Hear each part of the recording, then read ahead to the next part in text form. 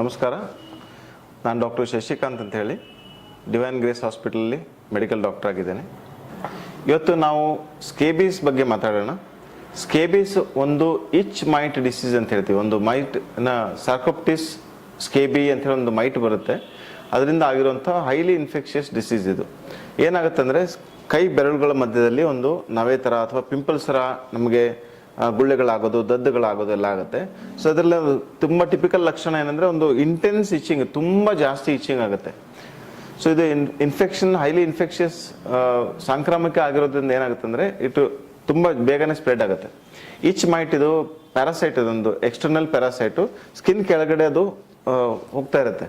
ಒಂದು ಅರ್ಧ ಗಂಟೆಯಿಂದ 1 ಗಂಟೆ ಒಳಗಡೆ ಅದು ಸ್ಕಿನ್ ಕೆಳಗಡೆ ಮೊಟ್ಟೆಗಳನ್ನು ಇಡೋಕ್ಕೆ ಕ್ರೀಪ್ ಮಾಡ್ತಾ ಇರುತ್ತೆ.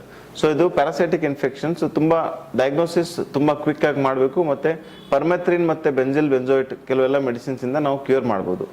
ಸೊ ಯಾರಿಗಾದರೂ ತುಂಬ ಇಂಟೆನ್ಸ್ ಇಚಿಂಗ್ ಇದ್ದರೆ, ಪಿಂಪಲ್ಸ್ ಥರ ರ್ಯಾಷಸ್ ಇದ್ದರೆ, ಕೈಯಲ್ಲೋ ಮೊಳಕೈಯಲ್ಲೋ ಮೊಳಕಾಲಲ್ಲೋ ಅಥವಾ ಬೆನ್ನಲ್ಲೋ ಯಾವುದೇ ದೇಹದ ಭಾಗದಲ್ಲಿದ್ದರೆ ಪಿಂಪಲ್ಸ್ ಥರ ಇರುತ್ತೆ. ಒಂದು ಟಿಪಿಕಲ್ ಫೀಚರು. ಎರಡನೇದು ತುಂಬ ಇಂಟೆನ್ಸ್ ಇಚಿಂಗ್ ಇರುತ್ತೆ.